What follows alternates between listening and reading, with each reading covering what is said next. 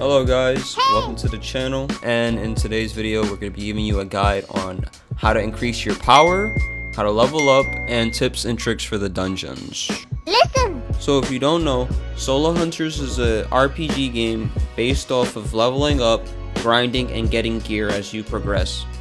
So if you just started, you should be starting with your first double dungeon gate. And without spoiling it too much, you'll end up in the open world. After being placed into the open world, you'll get your very first quest and you'll find your very first quest giver.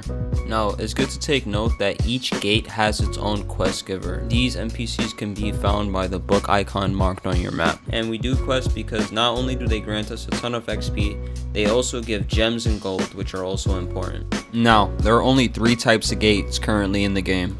You have your regular gates, you have your red gates, which you only get 1 life, and then you have your golden gates, which are new and are said to give more XP. Now, when clearing gates, one thing to keep in mind is you want to be able to do the gates as fast as possible. This will give you a speedrun bonus, and you can get the best bonus completing a mission under a minute. Because we're trying to complete the mission under a minute, we'll be putting most of our stats into either magical power or strength, depending on your build, with few points spent into energy and agility for movement, and with the rest into defense for survivability. Now, while your stats do affect your power, the rest will be affected by your gear, your weapons, and your ring accessories. These can be obtained by killing NPCs throughout the dungeons, and after defeating the boss, opening your chest at the end of the dungeon. Now, when getting gear, always keep the rarity in mind. For rarity, you have common, rare, epic, legendary, and mythic gear. The higher the rarity, the more power the item naturally has. Also, when upgrading your gear, there's 2 other things you need to keep in mind. Feeding your gear power cells, and making it shiny by combining 3 of that same item together. Doing this will increase the item's stats and increase your power. You can see the difference here between a piece of regular gear and a piece of shiny gear. So your power in a nutshell is based off your levels, the rarity of your gear, and if your gear is also shiny.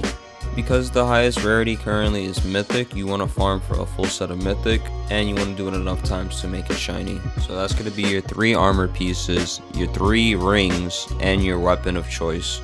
Now, obviously, if you don't have mythics, it's okay. We're only using the mythics to min-max our power. A great early game armor set, for example, is the iron set. It's epic rarity, which isn't the highest, but it has great stats, and it also comes with the bonus when wearing all 3 pieces. You get a 20% increase to melee damage, which is great for strength builds. And you can also pair this with the Demon King daggers and 3 shiny rare rings. Now, while they don't give you the most power, they are highly obtainable, being available in each dungeon you're able to do. Having all these items will make our run smoother, as well as the grind more efficient. Now, when figuring out how to make your grind more efficient, it's good to know what do you need to do and what are you doing for your build. What are you building towards? Whether you're building health, melee damage, or ability damage. Now, while the items may be wonderful to start out, you're going to need to get better gear soon to increase your power and to get more stats. And the best way to do that is knowing where to farm. Starting off with our first location is Subway. Subway gives us the Venom Fang as well as the Serpent Armor set, which comes with the buff at 2 pieces 12% extra health, and while 3 pieces are equipped, an extra 25% melee damage, as well as giving me an overall 25% increase in damage in Subway for each Serpent Armor you have equipped, and the Serpent Ring, which gives 20% health, or if you make it shiny, 30% health. This area is available to you as soon as you start the game. After grinding for a little bit, you should hit level 20 and unlock the caves. The cave gives you the Venom Spike armor set, which gives you the bonus of when you have 2 pieces equipped, you get 10% extra health.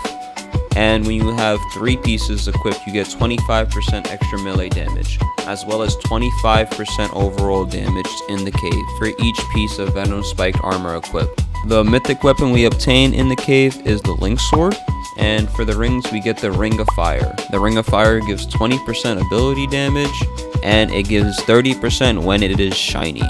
Now, if you're doing a magical power build, these rings are something to take in consideration, because while they may not give you the most ability power, you can farm them fairly early in the game at 2600 power.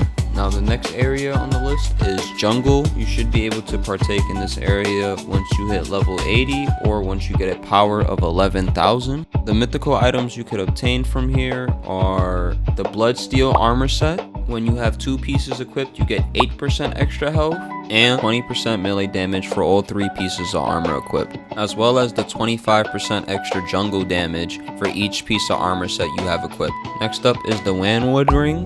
What this ring does is it gives you 20% extra melee damage, and when you make it shiny, it jumps up to 30% extra melee damage. A great item for strength builds. And finally, we have the Thunder Axe, which is the mythical weapon we get from jungle.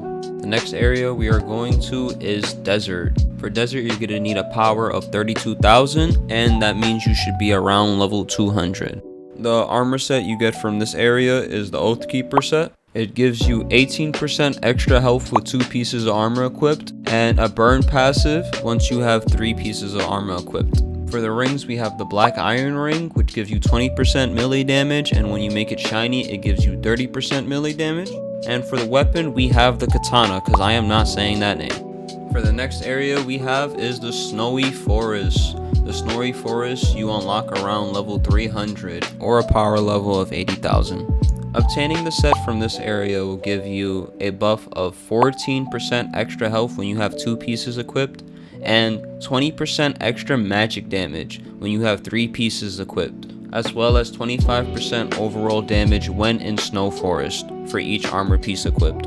The ring we get from here is the Darkheart ring. This gives us 22% ability damage, and when it's shiny, it gives us 33% ability damage. As for the weapon we get King's Trident. The next and final area we'll be looking at is Spider Cave. You gain access to the Spider Cave at power 145,000, or this should be around the time you hit level 350. The armor you receive from Spider Cave is the Sunforge set. You gain 15% extra health when you have 2 pieces of the set equipped, and you gain an extra 20% melee damage when you have 3 of the pieces equipped, as well as getting the bonus of 25% extra Spider Cave damage for each armor piece. For the rings, we get the Ring of Fire V2. This gives us 21% ability damage, and when it's shiny, we get 31.5% ability damage. And for the weapon you get from this area, you get the Dual Daggers, an item not only you could buy in the shop, but you could farm from the Spider King boss. Knowing what drops in each area, you should know where you want to be farming now. If you're farming for mastery, take a look at jungle and desert because they give great XP. After having about a 4 to 5 hour sesh grinding, I was able to max out all my weapons in magic. If you're wondering what mastery is used for, we use it for this tree. Specifically, it's called a skill tree. Now, if you mess up your skill tree, you can use a magic fruit to reset your skill tree, which you get from the merchant, as well as being able to get scrolls that you can use for your enchantments. You can also get scrolls as well as stat crystals and power cells from your power breaks.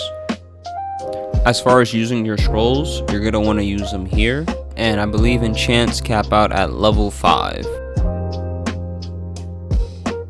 Not too far from your enchantment table, you could find your crafting table.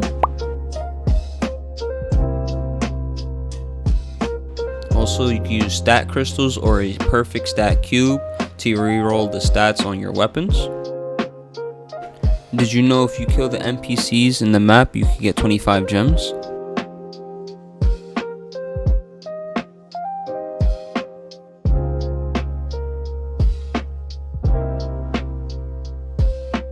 Did you know there's a time machine where you can AFK for gems and class rerolls? Do you know what a class reroll is? Here, look at the stats.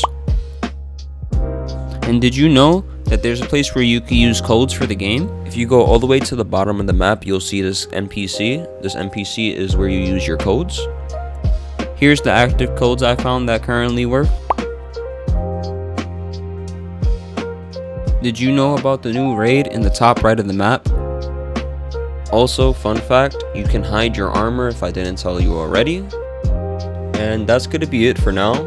I hope you enjoyed before the video gets too long. If I missed anything, feel free to tell me in the comments. and let me know if you need a part 2. Until next time, peace, and I hope you enjoy Solo Hunters.